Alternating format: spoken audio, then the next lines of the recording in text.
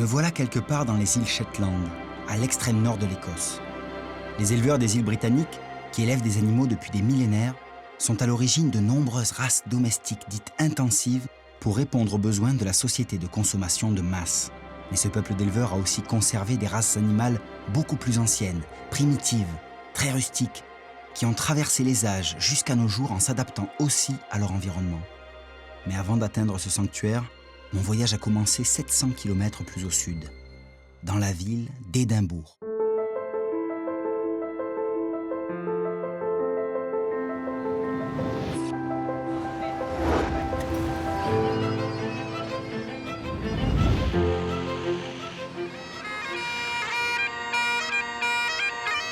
En tout cas, on est sûr qu'on est en Grande-Bretagne. Ça, c'est Bobby qui est resté 15 ans sur la tombe de son maître. Il est vraiment apprécié des Écossais qui viennent toucher son nez comme ça, parce que ça porte bonheur. Le cerf élaf, qu'ils appellent Red Deer en anglais, le cerf rouge, serait un des emblèmes de la ville d'Édimbourg.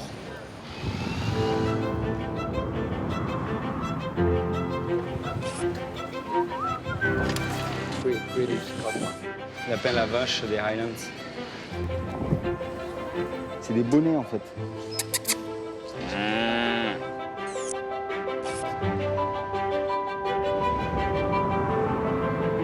Des gens avec un chien là-haut. Ce sont de très bons chiens pour une famille. C'est trop mignon. Surtout celui avec le chapeau. Eh oui, je vois ça. Ce sont des vaches Highland. Ah, donc je dois aller dans les Highlands. Oui.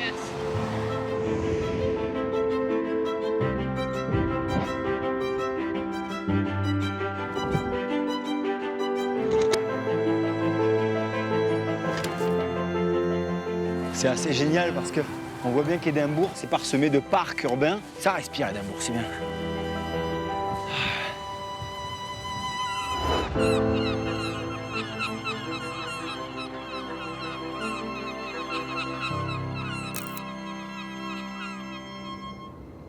Mais pour moi, Édimbourg n'est qu'un point de départ. Dans quelques jours, je remonterai vers le nord à la rencontre de races domestiques uniques au monde, presque inchangées depuis des siècles. Bon, toutes ces races domestiques, il ne faut pas oublier qu'elles sont dues à la main de l'homme, à la sélection artificielle que les éleveurs ont opérée, après avoir domestiqué dans le croissant fertile il y a des milliers d'années des animaux sauvages. Tout ça à la différence des espèces sauvages qui, elles, ont été sélectionnées naturellement, ce qu'on appelle la sélection naturelle, pour être adaptées à leur environnement. Donc pour faire un lien entre la domestication et l'évolution, j'aurais bien aimé m'adresser à Charles Darwin, malheureusement il n'est plus là pour m'en parler, donc je vais aller à l'université d'Édimbourg pour voir si quelqu'un peut éclairer ma lanterne. Je cherche l'université d'Édimbourg.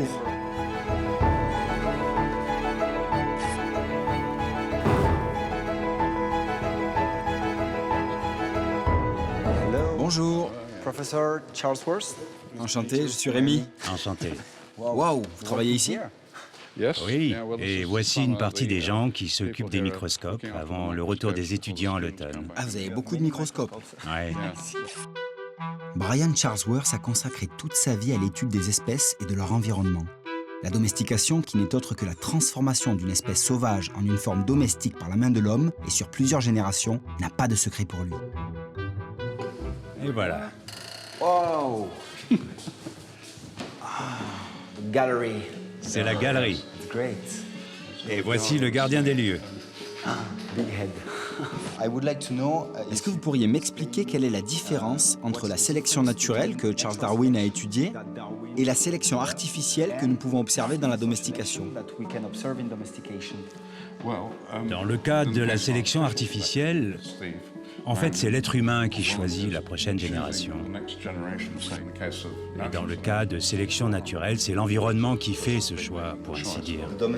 En fait, la race domestique apporte une réponse à un besoin de l'homme. Oui. Le mouton vivant dans de beaux champs plats du sud de l'Angleterre aurait certainement du mal à vivre sur les collines en Écosse ou dans le nord de l'Angleterre. L'adaptation est un concept relatif. Fondamentalement, c'est la raison pour laquelle il y a des races d'animaux différentes dans des endroits différents. Et c'est la même chose avec les plantes. Elles se porteront bien dans un endroit, mais moins bien dans un autre.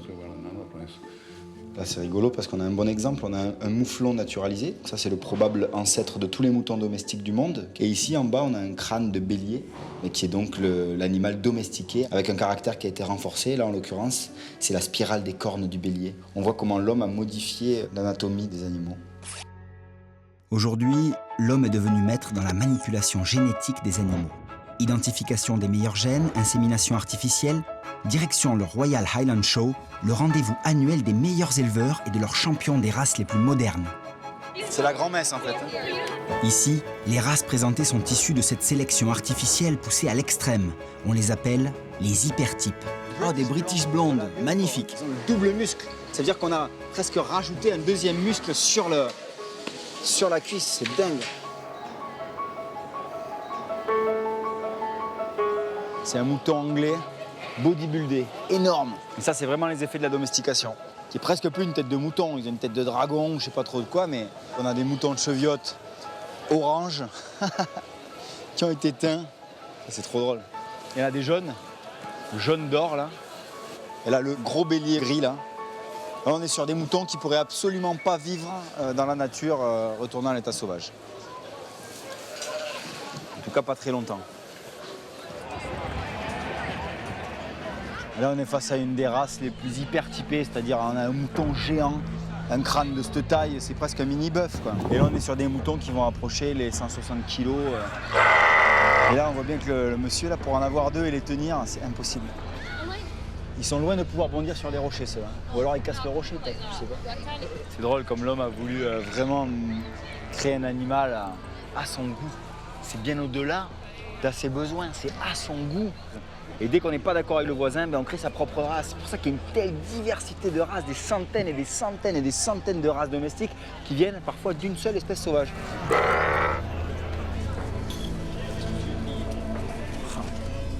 C'est un mouton Jacob. Et le mouton Jacob, il a 4 cornes. La sélection naturelle voudrait que ce gène 4 cornes se perde. Ça, c'est l'élevage moderne.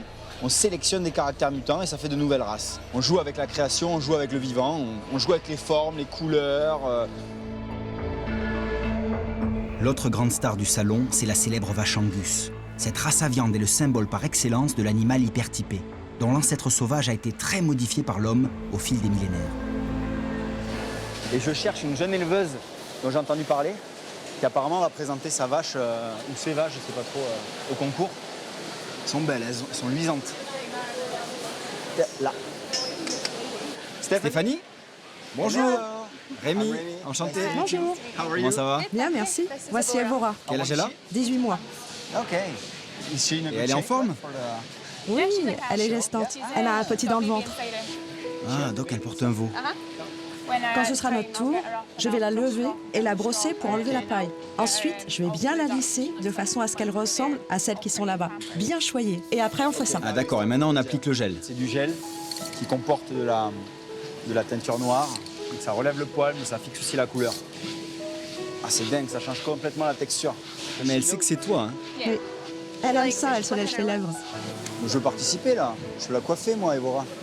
Tu veux essayer? Ah ouais, avec plaisir. Fais attention, elle donne des coups parfois. Ok.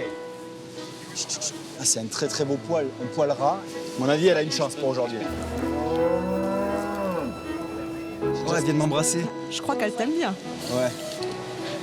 Elle n'embrasse pas grand monde. Allez, c'est parti. Ici, en Écosse, ces concours ressemblent à du sport de haut niveau, où les familles d'éleveurs jouent leur réputation et où rien n'est laissé au hasard. L'animal est chouchouté, préparé comme un bolide avant une course. En coulisses, une ambiance de paddock.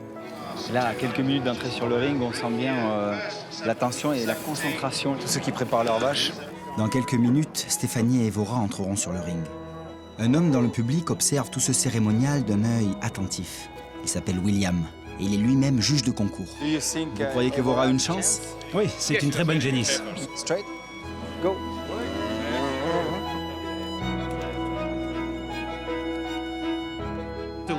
Regardez les juges, regardez la génisse de Stéphanie.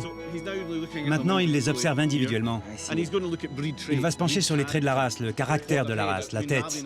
L'Angus est une ancienne race traditionnelle, alors vous devez rechercher le caractère de la race. Belle, face ouverte, museau large, de belles oreilles. Il faut que les juges ne voient qu'elle. Regardez la génisse de Stéphanie. Les oreilles vont de l'avant, avec les oreilles qui disent « Regardez-moi, regardez-moi, je suis spécial, c'est les meilleurs qui font ça ». L'Aberdeen Angus Beef est la deuxième marque la plus reconnue au monde après Coca-Cola. Cette vache a 3 ans. C'est hallucinant. Allez Stéphanie, c'est bon, c'est bon. Regarde la génisse de Stéphanie. C'est Stéphanie. Je crois qu'elle a terminé première. Moi, j'aurais pris la même décision. Ok. Ah, vous êtes juge, je veux bien vous croire. C'est bon, elle a gagné. Vous aviez raison, hein. On a gagné.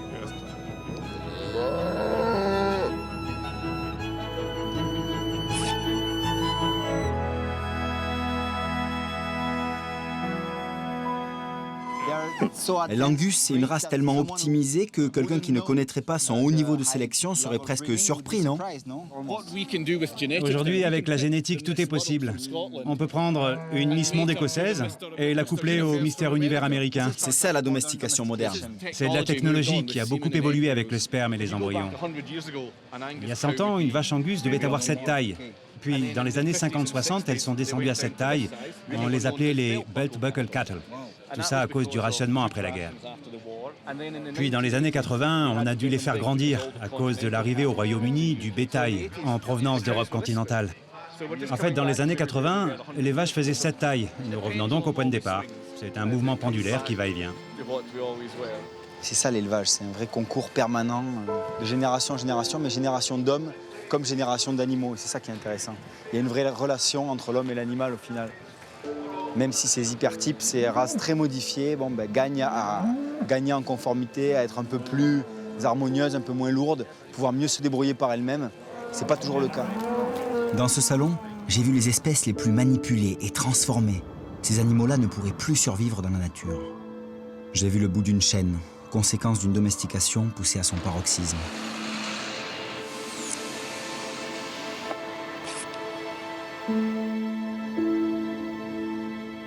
Les Écossais, ce sont les grands domesticateurs. Ils ont aussi conservé leur race primitive qui vivent encore dans les Highlands, dans les campagnes environnantes. Et pour ça, je vais faire un grand voyage. Je vais partir d'ici Édimbourg, surnommé la Petite Athènes. On le voit avec l'acropole, tous ces monuments. Et je vais remonter comme ça jusqu'au Shetland, cet archipel nordique, en passant par les Highlands, en passant par le Loch Ness et en essayant d'observer toute la vie sauvage et domestique qui s'offrira à moi. Direction le nord, comme pour remonter le fil de l'histoire. Il y a plusieurs siècles, la mer recouvrait ses étendues. Aujourd'hui, ce sont des pâturages où, entre dunes et marais, les animaux domestiques s'ébattent en semi-liberté, vivant en symbiose avec leur environnement. Bien loin des feedlots ou parcs d'engraissement intensif, on appelle cela l'élevage extensif.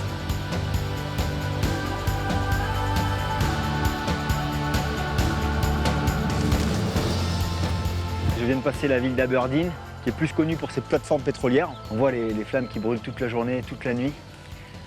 Là, on arrive déjà sur des zones intéressantes. Parce qu'on voit des moutons, ça doit être des blackface, c'est un mouton à tête noire écossais. On a des dunes, donc là j'ai la mer. Et là on a un lac, et il paraît qu'autour de ce lac, il y a toute une réserve naturelle.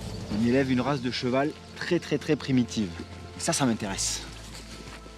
Moi j'adore aller à la chasse aux grenouilles. Tac, ça. Elles sont belles. Et ici, elles ont une teinte rousse et noire. Ah, celle-là, elle est géniale. Elle est comme peinte. Hein? Grenouille écossaise à l'œil d'or. Ah, et voilà la volée de vanneaux. C'est des échassiers qui vont fréquenter comme ça les prairies. C'est un oiseau qui a été très chassé, migrateur. Et on disait même qui n'a pas mangé de vanneaux n'a pas mangé de bons morceaux. Donc on mangeait les vanneaux.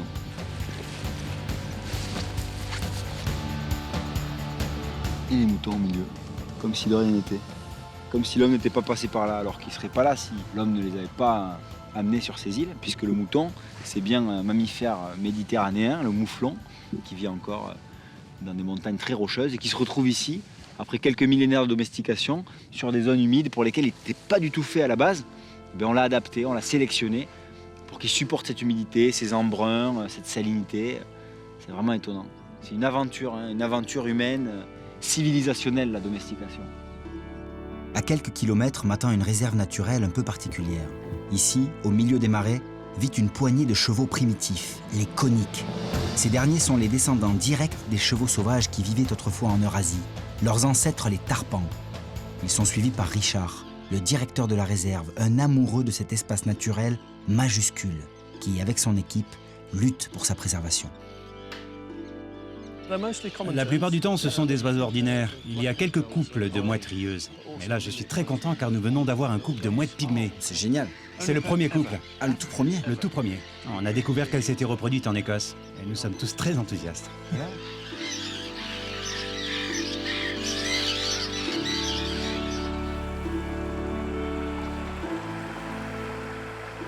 Ça, c'est ce qu'on appelle les scorpions d'eau. C'est une punaise aquatique et ça c'est vraiment synonyme que le cours d'eau est en bonne santé. Et ça possède un rostre assez puissant qui liquéfie sa proie et qu'elle boit littéralement. Donc il vaut mieux pas se faire piquer. Elle a compris que je ne lui voulais pas de mal. Putain, ça c'est un très beau. Oh, magnifique. Ah là là, it's beautiful.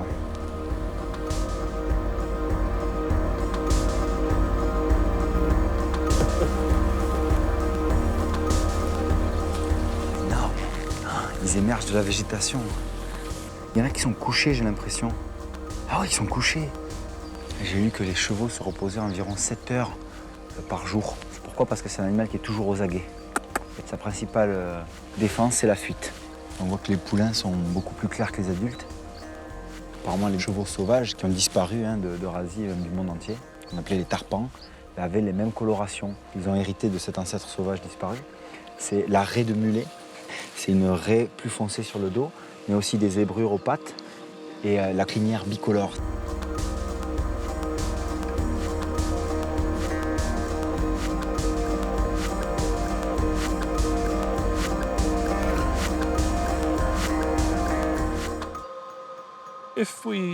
Si nous disons qu'ils sont semblables au cheval sauvage qui était présent ici il y a 10 000 ans, alors toutes les races domestiques, les poneys Fell, les poneys Highland, les poneys Exmoor, sont tous descendus de chevaux qui ressemblaient beaucoup à ceux-ci.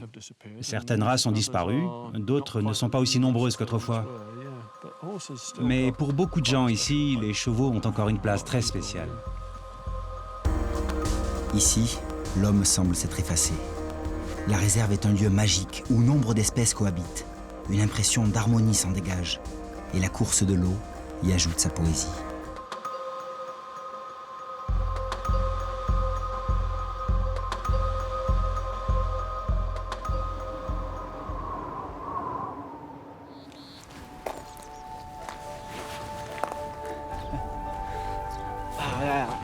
C'est la vache des Highlands. Beaucoup de gens prennent traces de vache pour des yaks. On parle parfois de convergence évolutive, c'est-à-dire deux animaux qui ne sont pas très étroitement apparentés, le yak étant une autre espèce que la vache. On va avoir pourtant une similitude morphologique, ça c'est dû à une adaptation parallèle. Les deux bovins ont eu besoin d'un gros manteau pour se protéger du froid, du vent et de la neige. Donc ils vont se ressembler physiquement, même si en fait la vache et le yak sont deux espèces bien différentes. Bien coiffée celle-là. Hein. Ça fait quasiment une frange. Là je suis au cœur des Highlands. Je suis vraiment content parce que je vais devoir traverser le Loch Ness pour continuer mon voyage vers les îles Shetland, tout au nord de l'Écosse. Et pour ça, il va me falloir naviguer sur le Loch Ness. C'est un vieux rêve et c'est Stuart qui m'attend pour me faire découvrir aussi la faune sous-marine du lac. Tac.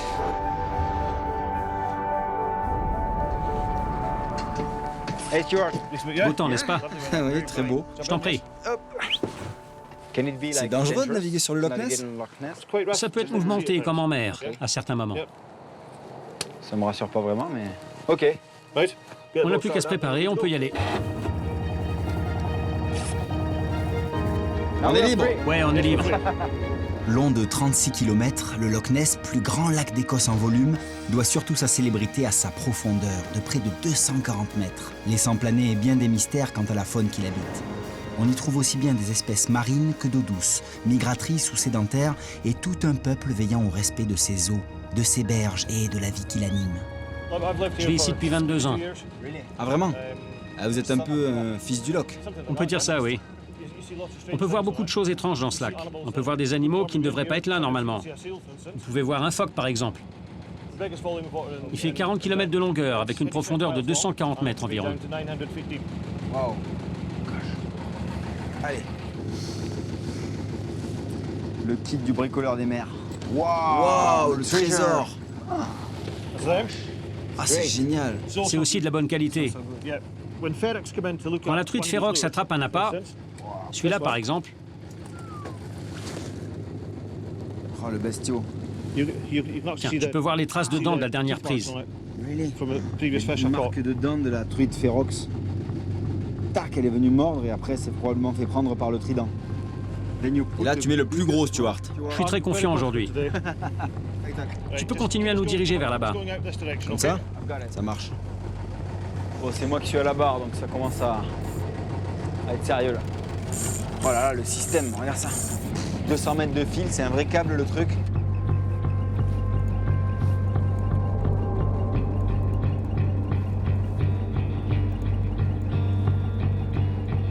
Il ne nous reste plus qu'à attendre. Ça te dérange si je scrute la surface, au cas où quelque chose de plus gros se montrerait? Non, pas de problème. Stuart, est-ce que tu as déjà vu quelque chose sur le lac? Plusieurs fois, oui. Qu'est-ce que ça pourrait être? Un mammifère, un plésiosaure? C'est possible que ça soit un plésiosaure. Ah ouais, c'est possible? Absolument. Je suis sur le Loch Ness plusieurs jours par semaine. Je suis donc souvent amené à voir quelque chose. Qu'est-ce que tu vois exactement? En général, je vois des sortes d'éclaboussures. Quand tu vois ces éclaboussures, toi qui connais bien les poissons, tu es sûr qu'il ne s'agit pas d'une truite ou d'un saumon? Non, non. Jumping, non. Reste ferme. Très ferme. Il y a quelque chose là. Oui, une truite de mer. Ouais, super. Wow. Si tu peux garder ça une seconde, le temps que je ramène ça. Oh, elle est magnifique. Donc ça, c'est la truite de mer. On peut être sûr que ce poisson est passé par la mer et il vient se reproduire en rivière. Et on voit qu'elle a cette couleur argentée, légèrement bleutée, et elle est en train de redevenir verdâtre sur le dos pour passer inaperçue dans une eau douce aussi sombre que celle du Loch Ness. Je vais lui prélever quelques écailles que j'enverrai au département responsable de la pêche. Et voilà. Maintenant, c'est l'heure du grand relâché. Regarde ça et hop. Straight Droit. Bravo. Excellent. Merci. Et qu'est-ce que tu vas faire avec les écailles que tu as prélevées? Je vais les envoyer au département de la pêche locale pour qu'elles soient analysées. Les résultats montreront ce que le poisson a mangé, s'il a été en mer ou pas et depuis combien de temps il vit dans l'eau douce. Wow. Alors, voyons ce qu'on peut observer.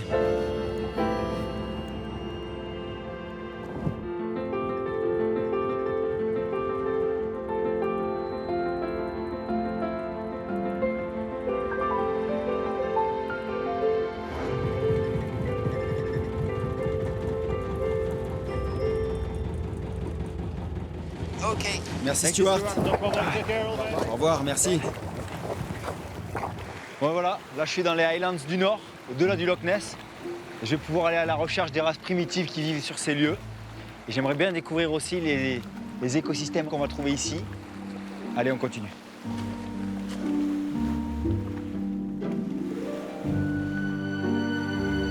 Au-delà du Loch Ness, l'Écosse est plus connue pour ses plaines dénudées que pour sa forêt ancestrale, la dite forêt calédonienne.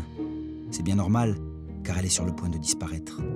Pour cause, déforestation à outrance et surpâturage entraînent la disparition d'un écosystème unique, finalement beaucoup plus écossais que les Landes, dû à cet inexorable recul des massifs boisés. Un drame pour toute la biodiversité. Mais un homme se bat depuis plus de 30 ans pour y remédier. La forêt l'habite, c'est sa vie.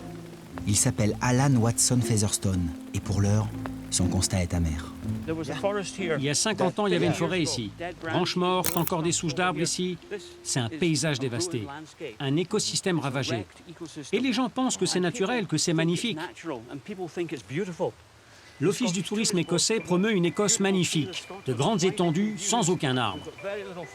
Il reste très peu de forêts et beaucoup trop d'animaux de pâturage, surtout des cerfs et lafs. C'est ce qu'on appelle le surpâturage. Là, c'est hallucinant. On cherche un seul petit arbre, il n'y en a pas un. Par contre, des crottes de cerf partout. Celles-ci sont un peu plus fraîches. Quand elles sont fraîches, elles sont noires et brillantes. Celles-là sont légèrement sèches. Ce qui est en train de se produire, c'est qu'il n'y a plus de prédateurs par notre faute. Plus de loups, plus d'ours ou de lynx. Ils ont disparu d'Écosse. Donc le nombre de cerfs a augmenté. La forêt a rétréci. En gros, le cerf mange son propre habitat depuis 200 ans.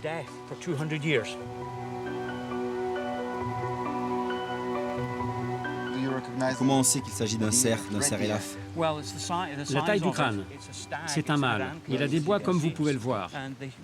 Tous les ans, leurs bois tombent, puis repoussent. Cet animal est mort ici. Il y a le reste du squelette là où nous avons trouvé ce crâne. Est-ce que vous pensez que la mort de ce cerf est liée au fait qu'il n'y a plus assez de nourriture pour eux? Il y a de grandes chances, oui. Les dents ne sont pas tellement usées. Si ce crâne était vieux, les dents seraient beaucoup plus usées. Et quels sont ces petits insectes-là qui me harcèlent? Ça, ce sont les moucherons des Highlands. Ah, des moucherons. Pour moi, ils sont une conséquence de notre écosystème ravagé. Ah, vraiment? Oui, parce que quand vous troublez et que vous endommagez un écosystème, certains éléments de cet écosystème disparaissent. Et ceux restants sont opportunistes et capables de se multiplier et de se propager. Alors l'écosystème... Oui, je vois, à cause de tous ces insectes, je commence à haïr ma propre espèce. Si vous me dites que l'homme est responsable de ça et de la surpopulation des cerfs... À force de vouloir maîtriser et manipuler la nature, elle finit par nous échapper et par se retourner contre nous. Un jour, hélas, si Alan n'est pas entendu, ces forêts primitives ne seront plus qu'un lointain souvenir.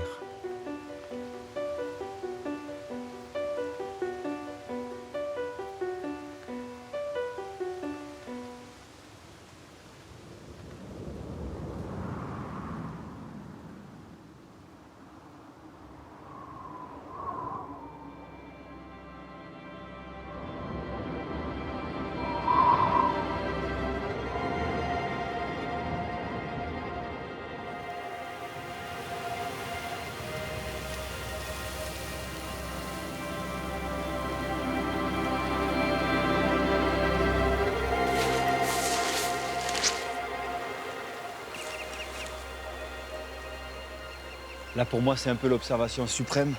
Après avoir traversé comme ça des landes de désolation qui sont bien caractéristiques des Highlands. Et là, je suis face à une espèce typique du Grand Nord, c'est le plongeon arctique. Hop, c'est brun. C'est un oiseau au corps complètement fuselé, la tête de dragon, au bec en forme d'aiguille. Il est très délicat, noir, avec un damier blanc sur le dos et une tête gris-souris veloutée, extraordinaire. Les densités sont extrêmement faibles. Je crois qu'il n'y a que quelques dizaines de couples qui nichent ici en Écosse. On ne va pas les déranger plus longtemps.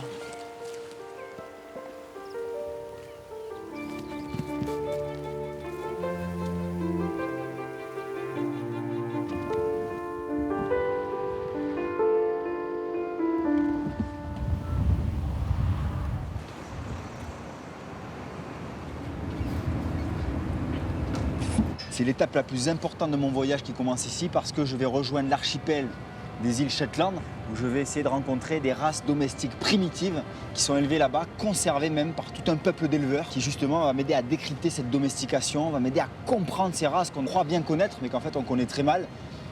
Donc des espèces comme le mouton, la vache, le cheval qui là-bas voilà, existent depuis la nuit des temps et ont l'air d'avoir pris des formes tout à fait particulières et moi je suis trop content là, de quitter les Highlands pour les Shetland.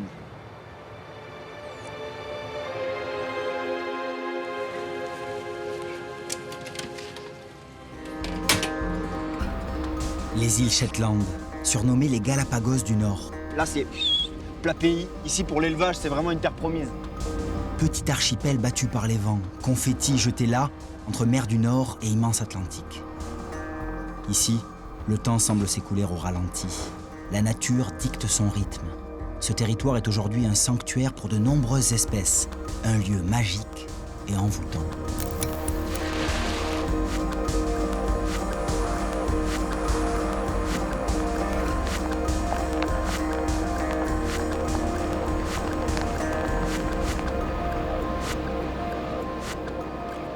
Les Shetland, c'est des îles perdues dans l'océan et qui ils vont abriter un chapelet d'espèces vraiment extraordinaires, typiques du Grand Nord. et qui vont trouver ici un refuge pour nidifier. Voilà, le macareux, alors ça, le macareux, c'est vraiment pour lui que je fais ça parce qu'il est vraiment extraordinaire. On l'appelle le perroquet de mer parce qu'il a un plumage somptueux, un bec très coloré. C'est des oiseaux qui ne sont pas forcément migrateurs, on les qualifie d'erratiques parce qu'ils vont venir sur Terre seulement pour nidifier. Le reste de l'année, ils sont en haute mer, donc ils sont aussi en proie aux marées noires, au dégazage. C'est des oiseaux qui prennent quand même de plein fouet l'impact de nos excès à nous. En face, j'ai le Canada. Là-bas, c'est les îles Féroé, l'Islande, le Groenland. Au-dessus, c'est le pôle Nord. Là-bas, la Norvège. On est vraiment au cœur d'une espèce de nature sauvage où apparemment ont survécu des races domestiques emblématiques et primitives que je suis venu découvrir ici.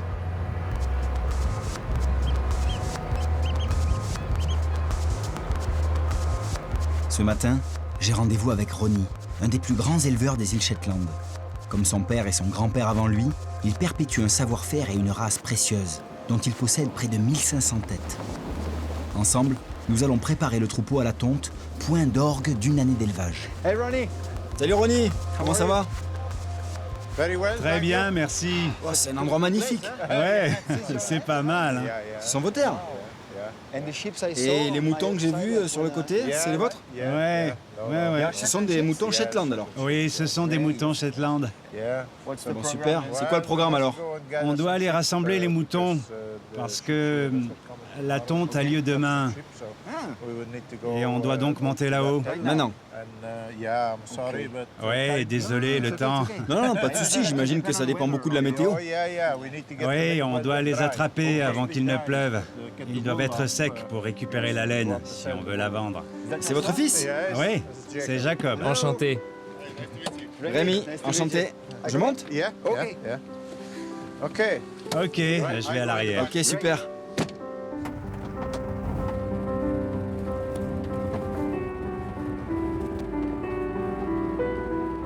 Avec mon père, vous irez là-haut. Tu vois la crête là-bas? Ah oui, je vois. Au sommet de la colline. Oui, au sommet de la colline. Et pourquoi? Parce que les moutons sont un peu partout, donc ils peuvent se trouver n'importe où. Il n'y a pas assez de clôture, ou il y en a assez, mais le territoire est si grand que... Il y en a, mais c'est une zone très étendue. Ah, donc c'est ce qu'on peut appeler de l'élevage extensif. J'imagine. Ah, mais il y a les chiens ici, là. Et alors? Quittez-toi. Je peux rentrer? Ouais. Ok. Arrête! Oh, le son. Nous allons là-bas. Puis après, nous irons au sommet de cette colline. Wow. C'est une grande terre, hein? Vous avez combien de moutons sur cette zone? Ici, je dirais 150. Il y a une race locale qui est là dans les îles depuis au moins 5000 ans. Vraiment? Depuis presque le début de la domestication du mouton. Ouais, c'est vrai. Ils ne devaient pas être très différents de ceux d'aujourd'hui, seulement plus de moutons de couleur, marron, etc. Il y a plus de moutons blancs parce que les fileurs, les gens qui achètent la laine, veulent seulement de la laine blanche, car ils peuvent l'atteindre après, et de n'importe quelle couleur. Donc c'est pour ça qu'on a surtout des moutons blancs dans le monde. Ouais, c'est exactement pour ça. Ce n'est pas parce que le mouton veut être blanc, c'est parce que l'homme veut qu'il soit blanc. Ces moutons ont des pieds plutôt petits et des os plutôt fins. Ils sont donc plus adaptés pour marcher sur des pentes raides et escarpées. Je vois ça parce qu'ils sont beaucoup plus rapides que nous. Ouais. Même s'ils ont 4 pattes et nous seulement 2. Un mouton à 3 pattes serait plus rapide que moi.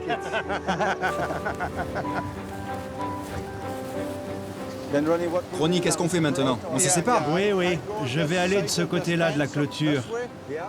Et je les déplacerai vers là-bas. Si tu vas de ce côté de la clôture, peut-être que le mouton ne descendra pas. Ok, donc moi je bloque ce côté-là. Ouais. Ok, ça marche. On y va. Tu prends le chien? On y va. Allez.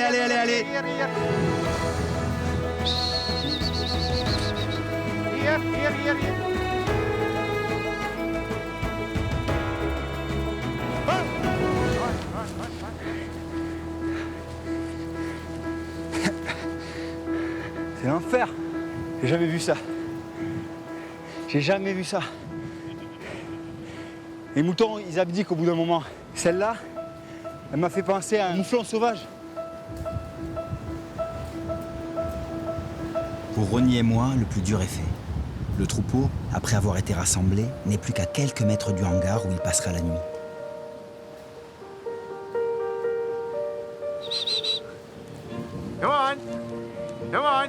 Je vois que Ronnie commande ses chiens à distance. Et doucement, il pousse le troupeau. Donc bien sûr, le chien de berger, il a un comportement prédateur que l'homme a essayé de canaliser. Allez, allez.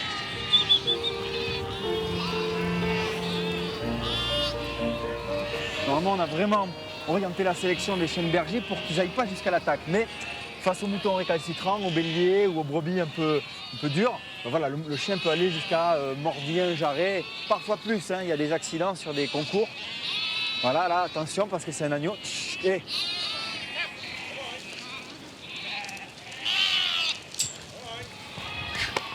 Ouais. Ah.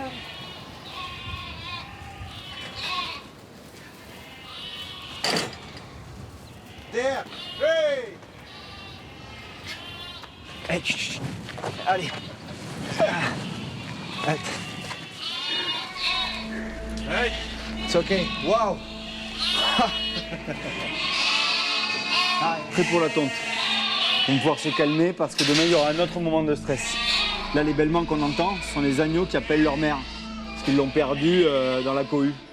Et les mères, elles connaissent très bien le bêlement de leur agneau et elles vont les retrouver très rapidement. Et là, celui-là, dès que je vais le remettre, il va se mettre à appeler. Voilà.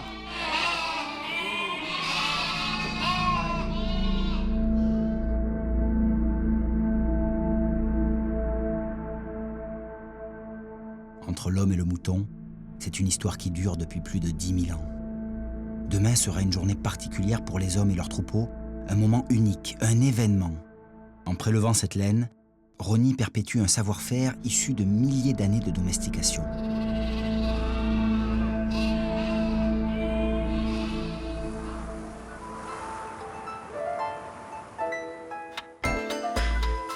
Sur les plaines verdoyantes des îles Shetland vit une autre race très ancienne, dont la renommée a depuis longtemps fait le tour du monde, celle du poney Shetland, sans doute issue des premiers équidés du nord de l'Europe. Salut Arvin, comment tu vas? Bien, merci. Avec tes poneys? Ouais. Bonjour monsieur. Oui, ça a l'air d'être quelque chose de familial pour vous. Oui. Mon grand-père et ma mère ont commencé à faire ça dans les années 60. On a toujours eu des poneys ici, aussi loin que je m'en souvienne.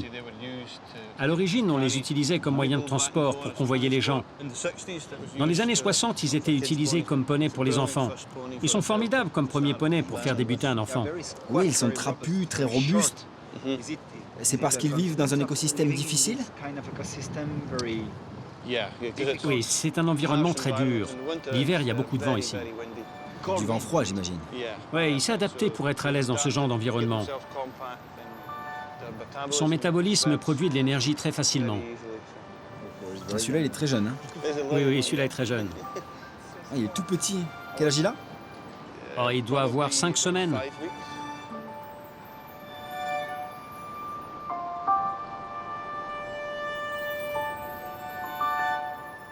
Ah, elle a des yeux magnifiques. Là, on va aller choisir 2 juments avec les poulains pour essayer de les amener dans le camion. Pour qu'une pâture se renouvelle, ben voilà, on change les chevaux de près. Le problème, c'est qu'il faut en prendre certains et pas d'autres.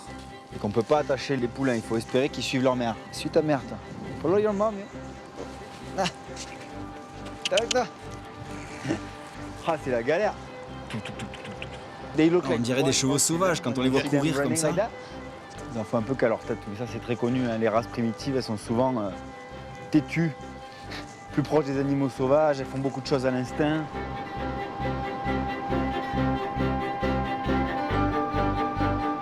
Et s'ils veulent pas monter, tu peux pas. Qu'est-ce que tu veux faire? Un fusil hypodermique, un lasso, un piège à loup? Non. C'est bien les poulains et les chevaux qui décident. Hein.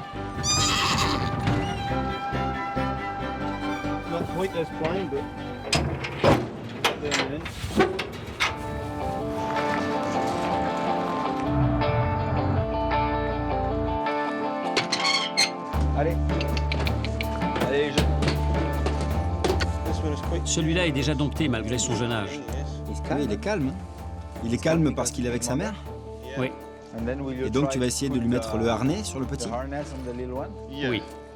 C'est la première que je lui mets. C'est la première fois? Oui. Allez, tout va bien se passer, ne t'inquiète pas. On essaye de le récompenser. Quand on tient la corde, on met un peu de pression. Et après qu'il ait fait un pas en arrière, on détend la corde. Allez, viens, c'est un mauvais moment à passer. Quand il commence à mâcher et à se lécher les lèvres, ça veut dire qu'il s'est soumis à la situation. On va aller là où il y a plus d'espace. C'est exactement la même technique que pour les chiens. Voilà, les premières marches à la laisse, apprendre à l'animal à porter un collier, à être contraint par un prolongement de la main de l'homme. Et pour ça, il ne faut pas faire des séances d'entraînement de plus de 20 minutes, sinon l'animal, voilà, il se dégoûte et il fatigue. Il se débrouille très bien. Ah, il est calme avec le licol. Oui, oui, il a l'air plutôt content, là. Et tu ressens quelque chose de spécial quand tu es si proche du cheval comme ça? Tu ressens toute l'histoire de cette race qui est si particulière, si unique? Oui, tu te rapproches d'eux. Maintenant, on essaye de maintenir ou d'améliorer le standard de la race. C'est dangereux de ne pas maintenir ces aptitudes, car on risquerait alors de produire des poneys incapables de survivre dans ces conditions si rudes.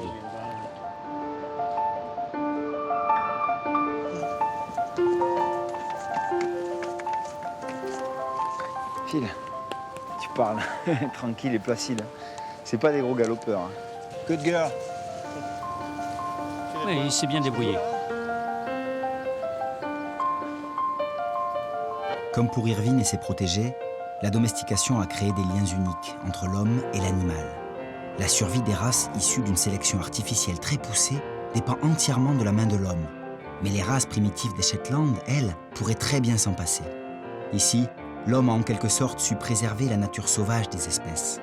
Leur adaptabilité, leur robustesse, c'est un peu leur dignité. Pour ces races, l'appel du sauvage retentit dès que s'ouvre la porte d'un enclos. L'instinct de survie, inné, vit encore en elles.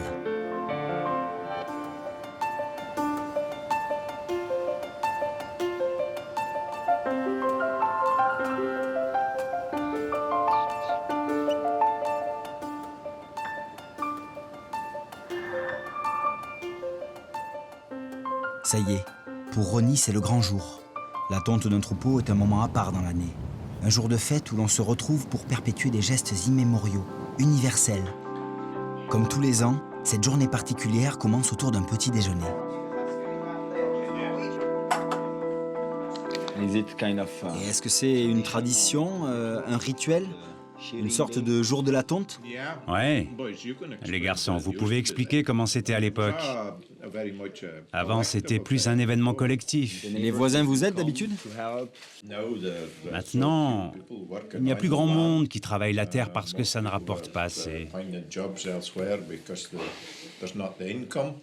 C'est pas facile pour les jeunes de garder le moral. C'est pas facile pour eux de faire un pari sur l'avenir, s'ils savent pas de quoi demain sera fait. On fait partie des derniers optimistes. Ouais, je vois. Ça, c'est de la laine des Shetland? Alors celle-là doit venir d'un mouton noir ou marron foncé. Non, elle vient pas d'un mouton rouge. Ok, ils font de la laine bio-organique ici, donc forcément, elle sent encore le mouton comme s'il était dans le pré. C'est ma façon d'avoir une entreprise qui pourra survivre, je l'espère. Il y a un marché pour ça maintenant. J'ai lu qu'à la base, le mouton avait été domestiqué pour sa viande. D'une certaine manière, pour moi, la laine a beaucoup plus de valeur que la viande. Partout dans le monde, il y a de la laine des Shetland, qui ne vient même pas d'ici. Ah, c'est fait ici. Ça, c'est un ciseau ancien, un ciseau de tonte. Il faut bien les aiguiser pour qu'ils soient plus jolis quand on les monte. Comme les bons coiffeurs qui utilisent toujours des ciseaux.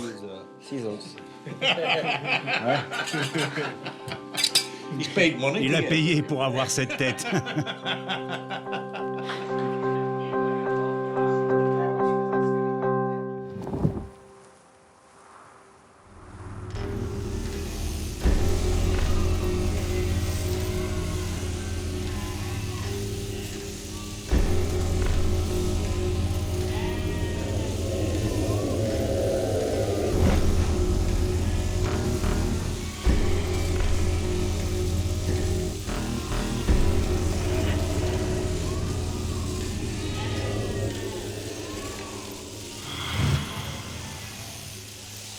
Voilà, clairement, les hostilités ont commencé. Les moutons doivent être tondus, donc voilà, on les guide à travers tout un corral, un ensemble de couloirs. Là, on a une espèce de rampe d'accès, comme un rail de contention, qui va garder les moutons en file indienne, de manière à ce qu'ils arrivent en ordre, en tout cas de manière plutôt ordonnée ici. Et là, le tondeur va venir baisser, saisir son mouton, et le tirer, le mettre sur les fesses, et là, on peut commencer la tonte. Une fois par an, il faut vraiment soulager le mouton de sa surcharge de laine. Si on ne la retire pas, le mouton a du mal à la perdre. Elle peut pourrir sur place. Donc là, 2 tondeurs pour 300 moutons, on en a pour une bonne partie de la journée.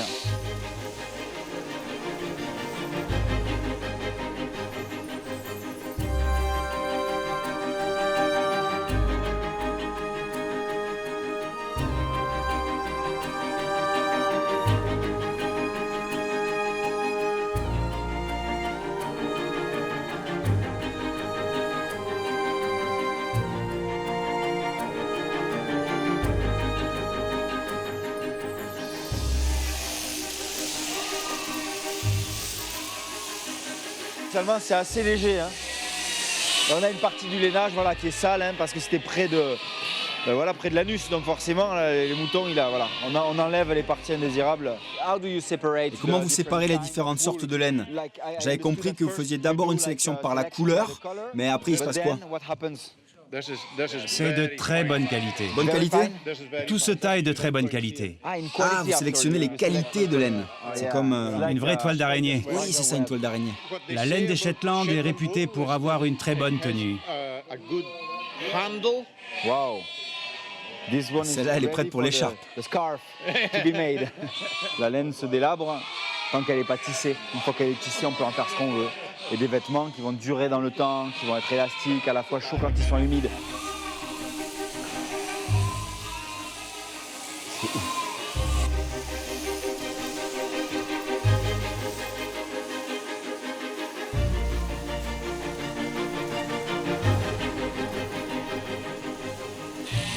Oh, celle-là, elle est très vieille. Hein. Elle n'a plus de dents. Là, j'hallucine vraiment, parce que c'est la brebis qui m'a fait cavaler dans la montagne. Et en fait, c'est une grand-mère. Elle est hyper âgée. Et apparemment, elle a perdu sa laine naturellement. Donc, ils n'ont même pas eu besoin de la tondre. Et pourquoi on ne tombe pas les agneaux? Ça serait cruel de les tondre. C'est leur seule laine pour l'hiver prochain. Donc lui, il attend que sa maman sorte de chez le coiffeur. Je vais essayer. La peau doit être tendue. Très tendue, d'accord. Car si la peau est comme ça, vous allez la couper. Bon, j'en prends une derrière ma jambe. Ok. J'ai peur de lui faire mal. Aïe. Ok. Ok, comme ça? Waouh. Ça vient pas facile. On est le long de l'artère ici. Hein. Ouais, je pense que je vais vous laisser finir. C'est impossible.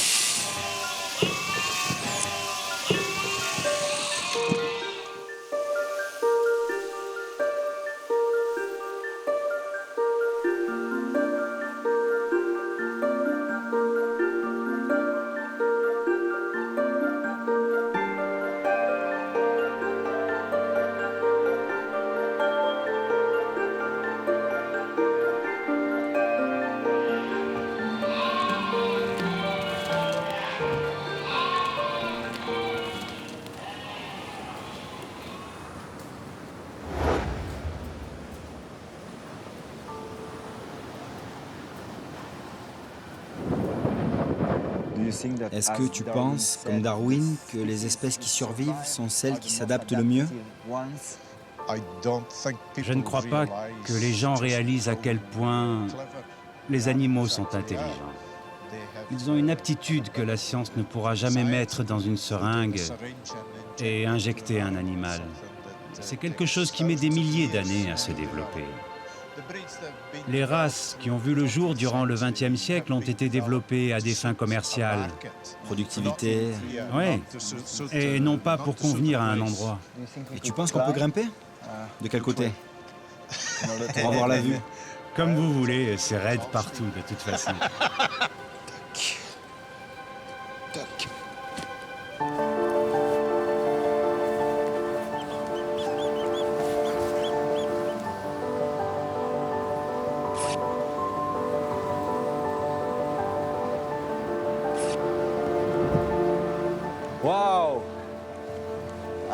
C'est génial.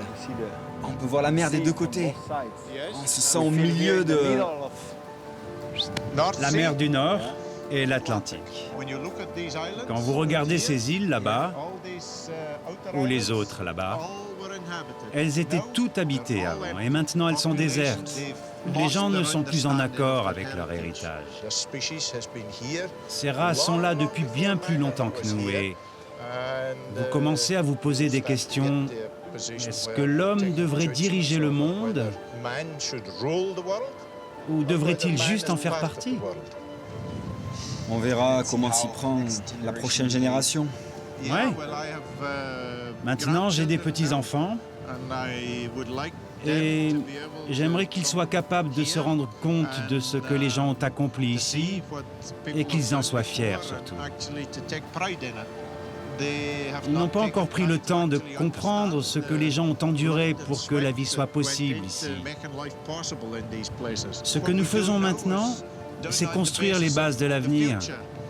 Merci Ronnie de m'avoir accueilli chez vous. J'espère que tu ne nous oublieras pas. Oh non, je vous oublierai pas.